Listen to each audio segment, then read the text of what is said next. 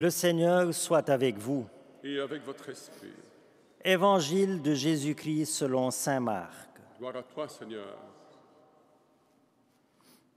Ressuscité le matin, le premier jour de la semaine, Jésus apparut d'abord à Marie-Madeleine, de laquelle il avait expulsé 7 démons. Celle-ci partit annoncer la nouvelle à ceux qui, ayant vécu avec lui, s'affligeaient et pleuraient. Quand ils entendirent que Jésus était vivant et qu'elle l'avait vu, ils refusèrent de croire. Après cela, il se manifesta sous un autre aspect à 2 d'entre eux, qui étaient en chemin pour aller à la campagne. Ceux-ci revinrent l'annoncer aux autres, qui ne les crurent pas non plus. Enfin, il se manifesta aux 11 eux-mêmes, pendant qu'ils étaient à table.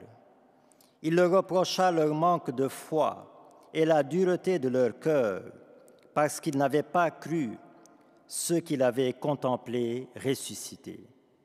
Puis il leur dit, « Allez dans le monde entier, proclamez l'Évangile à toute la création. » Acclamons la parole de Dieu. Louange à toi, Seigneur Jésus.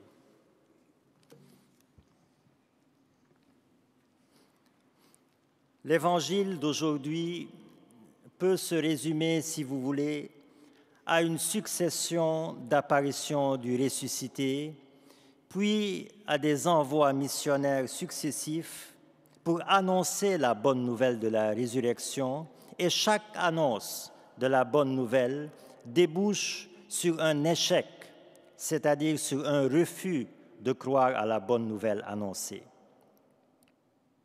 2000 ans plus tard, les choses n'ont pas beaucoup changé. Combien de fois nous annonçons la bonne nouvelle dans notre entourage familial, amical, professionnel, mais sans succès. La mission est encore aujourd'hui marquée par des échecs qui peuvent nous déstabiliser, nous décourager, nous lasser, nous faire douter de l'efficacité de notre mission. Et pourtant, dans notre mission, nous ne sommes pas tenus à une obligation de résultat. Au dernier jour, nous ne serons pas jugés par le Seigneur sur notre efficacité missionnaire, sur notre performance missionnaire. Nous ne serons pas jugés sur nos statistiques missionnaires, sur le nombre de personnes que nous avons convaincues de foi, mais plutôt sur notre amour et sur notre sincérité dans l'accomplissement de notre mission. Jésus ressuscité nous a demandé d'annoncer la bonne nouvelle, c'est-à-dire de dire la bonne nouvelle et de la vivre nous-mêmes. Quand la petite Bernadette Soubirous, la future sainte Bernadette, quand elle a rapporté aux villageois les paroles de la Vierge Marie qui lui étaient apparues, les villageois lui ont répliqué hostilement, sévèrement, qu'ils ne voulaient pas croire un seul mot à tout ce qu'elle racontait.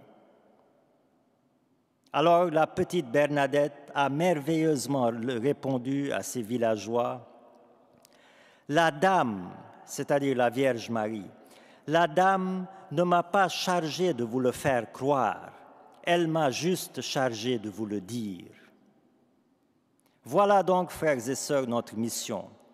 Annoncer la bonne nouvelle, dire la bonne nouvelle, peu importe le résultat. Comme le disait le prophète Ézéchiel, « Tu leur diras mes paroles, qu'ils écoutent ou qu'ils n'écoutent pas, qu'ils croient ou qu'ils ne croient pas. » Nous vivons dans un monde hostile au message de la bonne nouvelle. Nous vivons dans des sociétés sécularisées où l'annonce de la bonne nouvelle semble tomber à l'eau, mais que rien, absolument rien, n'arrête notre élan missionnaire. Portons nos échecs missionnaires, comme le Christ a porté sa croix, et dirigeons-nous vers la lumière. Soyons sûrs qu'au bout de nos échecs surgira la victoire comme au bout de la croix a surgi la lumière de la résurrection. Alors que cette Eucharistie nourrisse en nous la force de la persévérance dans la mission. Malgré tout, malgré les échecs et les obstacles, et en entrevoyant au-delà même des échecs apparents le mystère de la victoire qui nous attend par la force de l'Esprit du Christ ressuscité. Amen.